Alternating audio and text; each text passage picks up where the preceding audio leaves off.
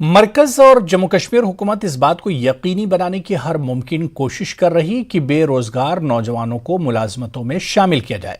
चूंकि सरकारी मुलाजमतों की तादाद कम हो गई है, इसलिए हुकूमत की तरफ से मुख्तलिफ मरकजी स्पॉन्सर शुदा स्कीमों जैसे स्टार्टअप वगैरह के जरिए बेरोजगार नौजवानों को माली इमदाद फराहम करने पर जोर दिया जा रहा है। इस इक़दाम के बड़े नताइज बरामद हो रहे हैं और अब बहुत सारे नौजवान मुताल्लिका शोबे में कामयाब कारोबारी बनकर उभर रहे हैं। देखिए जम्मू से समीर भट्ट की यह रिपोर्ट।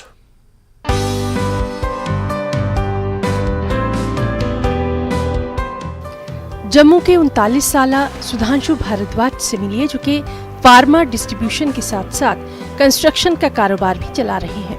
उन्होंने लंदन में एक मल्टीनेशनल कंपनी में अच्छी नौकरी छोड़ने के बाद 2018 में जम्मू में अपना कारोबार शुरू किया। सुधांशु ने कहा कि उन्होंने ये इत्तला मिलने के बाद अपनी यूनिट शुरू करने का फैसला किया कि मरकजी हुकूमत उनकी तरह के नौजवानों की तरह बहुत मामूली शरह सूद पर कर्ज फराहम कर रही है ताकि वो अपना स्टार्टअप शुरू कर सके।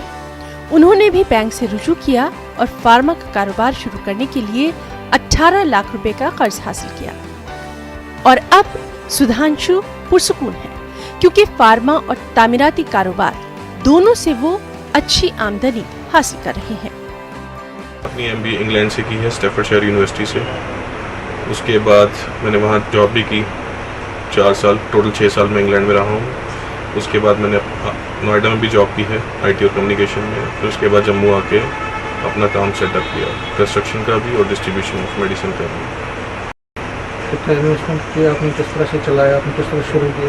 देखिए कंस्ट्रक्शन में तो इन्वेस्टमेंट रोज़ ही लगती है आपकी, तो गवर्नमेंट बिल्स निकलते हैं, महीना भी लगता है, 2-2 महीने भी लगते हैं। इसमें हमने कोई 15 लाख से स्टार्ट किया था, तो अच्छा है, काम ठीक चल रहा है।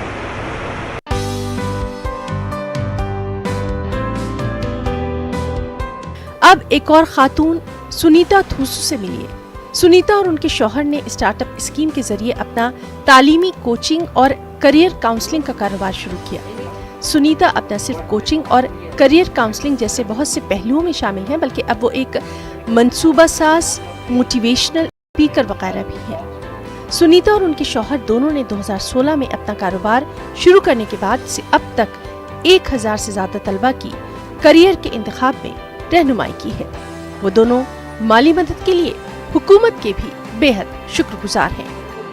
स्टार्टअप स्कीम में हमको, क्योंकि आजकल तो वो एडवर्टीजमेंट्स वगैरह आते ही हैं, फिर कुछ और भी मेरे वेल विशर्स है जिन्होंने मुझे सपोर्ट और हेल्प किया, उस के बारे में बताया मुझे कि this is how you can be benefited. And then हमने उसका प्रोसेस किया, जाना what are the documents, documentation वगैरह सब जान के फिर हमने अप्रोच किया बैंक को एंड देन हमें बेनिफिट मिला है। पिछले हफ्ते हम एक ऐसे एरिया में चले गए जहाँ पर उनको इस चीज़ का कोई पता ही नहीं है कि काउंसलिंग भी कोई चीज़ है। एक हफ्ता हमने उनको काउंसलिंग की, बच्चों को 3-4 हायर सेकेंडरीज में, गवर्नमेंट हायर सेकेंडरीज में, और उन बच्चों की क्या क्या प्रॉब्लम्स है वो देख के जब हम आ गए तो हमें ये भी समझ आ गया कि yes exactly they need this counselling, plus उनका जो गोल सेटअप है या कुछ ऐसी चीज़ें जो हैं जिनसे उनको एजुकेशन में बहुत मदद मिलेगी। इन सेल्फ वेंचर मालिकान का कहना है कि उन्होंने सरकारी मुलाजमतों के इंतजार में वक्त ज़ाय नहीं, बल्कि उन्होंने स्टार्टअप जैसी स्कीमों से फायदा उठाने के बाद अपने मंसूबे शुरू करके जुर्रतमंदाना कदम उठाने का फैसला किया।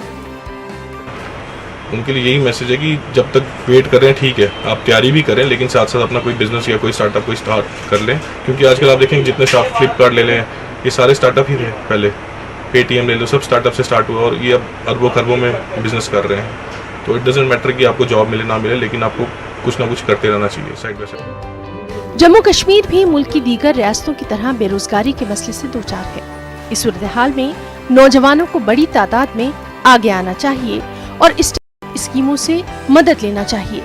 ये स्कीमें बहुत से दूसरे पढ़े लिखे नौजवानों के लिए रोजगार का जरिया बनने के बाद पैसा कमाने और इज्जत हासिल करने में उनकी मदद कर सकती हैं। जम्मू से समीर भट्ट की रिपोर्ट।